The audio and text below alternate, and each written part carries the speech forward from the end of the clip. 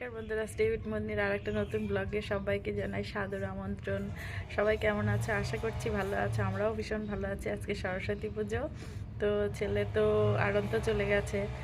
এই পাড়ায় একটা পুজো হচ্ছে আর আমাকে স্কুল থেকে বারবার ফোন করছে স্কুলে যাওয়ার জন্য। পুচকুশোনা এই যে ঘুমাচ্ছে, দেখি এখন কি করি। মোটামুটি একটু রেডি হয়েছি, না সাজলে পর একটা পুজো পুজো ভাব আসে না, তাই না? তো এখন তো সেজে নিয়েছি, দেখি বেরোতে পারি কিনা। ডেলিভারির পর বাচ্চা সামলাতে সামলাতে অনেক মায়েরাই ডিপ্রেশনে চলে যায়, যেটা আমার বড় ছেলের বেলাতে হয়েছিল। তো আমি চাইছি যে এইবারে যেন তেন প্রকারে ভালো থাকার চেষ্টা করতে হবে, যাতে আমি সেই ডিপ্রেশনে না যাই। এই জন্য কী করছি, যে কোনো আনন্দ অনুষ্ঠানে যোগদান করছি অবশ্যই পুচকুসোনাকে সামলে। আর পুচকুসোনা আমাদের সঙ্গে এতটাই কম্প্রোমাইজ করছে তা বলার নয়। আর আমাদের বাড়ির গাছের ফুলগুলো দেখো কতটা সুন্দর হয়েছে, এটা মাথায় দিয়ে ভাবছিলাম আজকে বিয়ে বাড়িতে যাব, তো সেই জন্য একটু ভিডিও করে রেখে দিচ্ছিলাম। কি সুন্দর আর এই যে সরস্বতী পুজো উপলক্ষে সব কচি কাঁচা বাচ্চারা সব সকালবেলায় সেজে নিয়েছে, তাই দেখে মনটা ভালো হয়ে গেল। এই দেখে ভাবলাম পুচকুসোনাকে রেখে আজকে একটু বেরোবো, কারণ পুচকুসোনাকে নিয়ে যাওয়া তো ঠান্ডার মধ্যে সম্ভব নয়। এই জন্য কি করলাম, সকালবেলায় পুচকুসোনাকে ওকে নিয়ে তো প্রায় 1.5-2 ঘন্টা মানে পুরো ব্যস্ত থাকে, ওর মালিশ হেন তেন। তারপরে এই যে আমি স্নান করে মাথায় সিরাম লাগিয়ে রেডি হয়ে নিয়েছি। সরস্বতী পুজোয় হলুদ শাড়ি পরবো। এই যে ভালো লাগছে শাড়িটা, এই যে কাছ থেকে দেখাচ্ছি, দেখো পুঁথি দিয়ে কাজ করা শাড়িগুলো।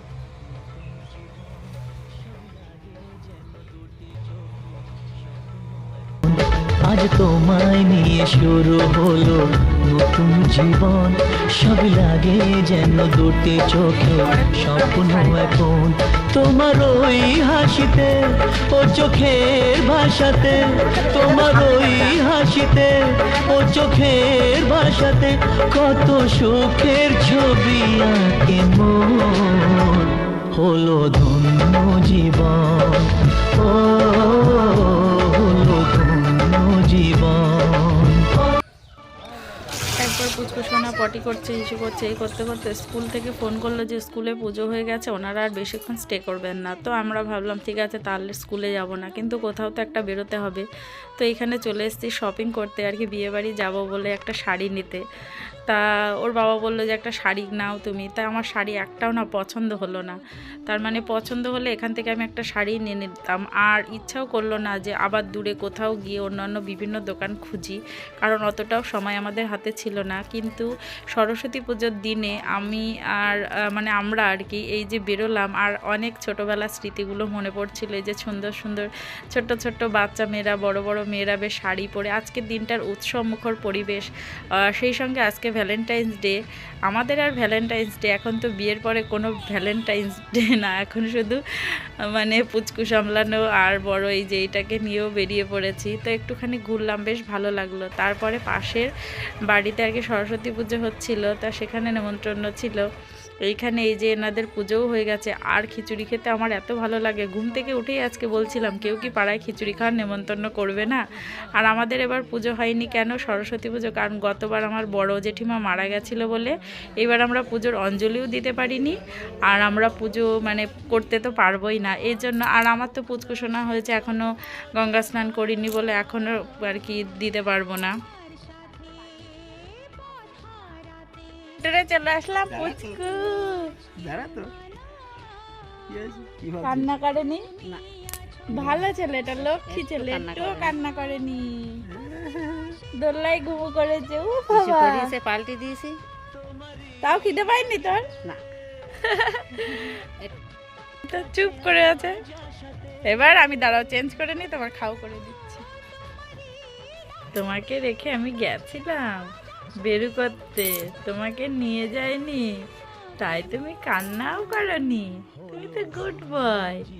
হ্যাঁ গুড বয়। হ্যাঁ গল্প করো একটু। হ্যাঁ হ্যাঁ বলো বলো। এই দেখো তোমার জন্য কি বাজাবো, দেখবে তুমি। এই যে এই যে এই যে এই যে এই যে এই যে কে রে দেখছে, হাসি হাসি, স্মাইলি স্মাইলি, তাই তো।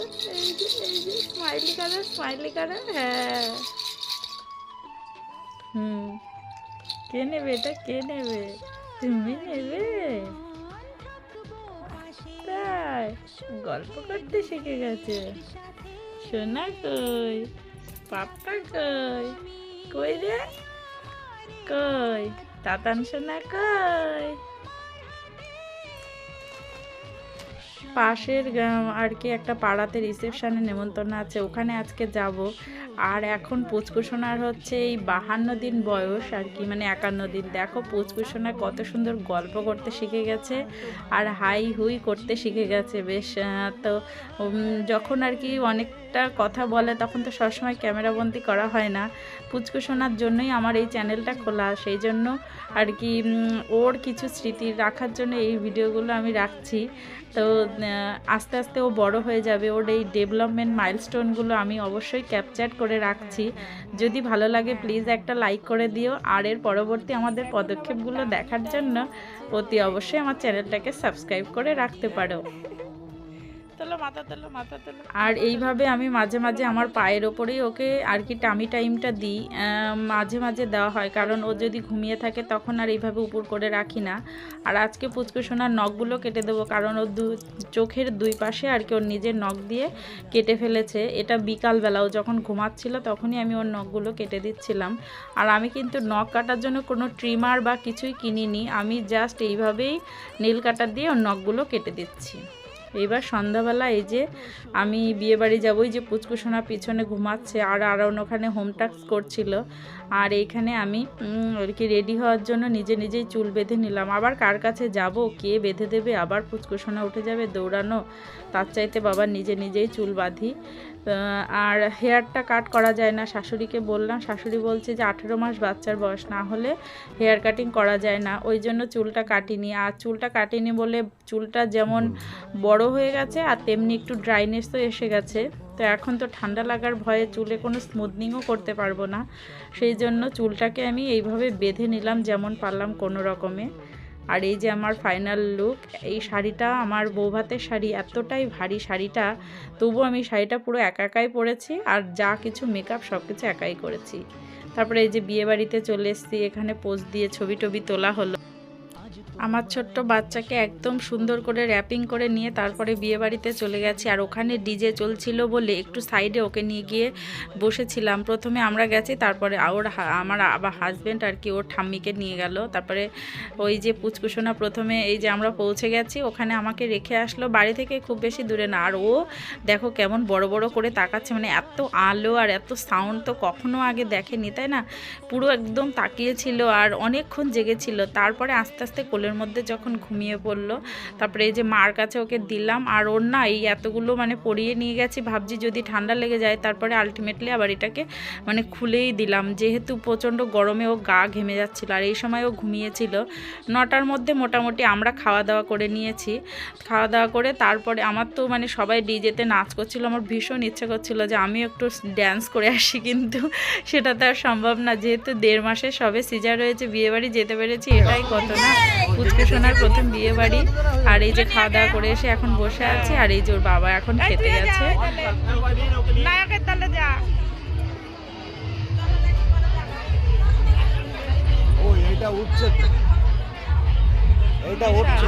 আমরা সোশ্যাল মিডিয়ায় ভাইরাল হতে চাই, তাই তো?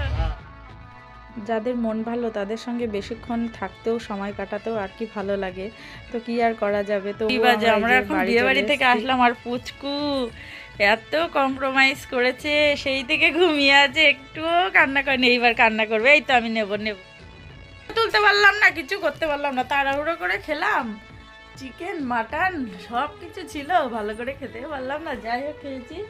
আজকের মতো ব্লগটা এখানেই শেষ করছি।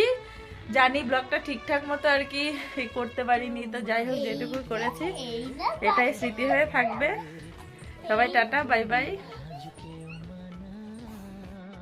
আগের দিন রাতে তো ঘুম হয়নি, এবার আজকেও পুরো একদম 12:30 বেজে গেছে। এর পরে পুরো পুচকু 1টার সময় ঘুমিয়েছে, তার আগে তো আমি এক ফোঁটাও ঘুমাইনি, মানে এতটা আমার অসুবিধা হচ্ছিল, কষ্ট হচ্ছিল, কিন্তু কিছু করার নেই। আমি ভাবছিলাম যে যদি আবার 1 ঘন্টা পরে উঠে যায় তাহলে তো আমি গেছি, কিন্তু পুচকুসোনা এতটাই ভালো যে 2 ঘন্টা মানে 2.5 ঘন্টা পরে আবার ভোরের দিকে উঠেছিল। দেখো পুরো 12টা বাজে এইভাবে আর কি এখন। রাত কাটছে।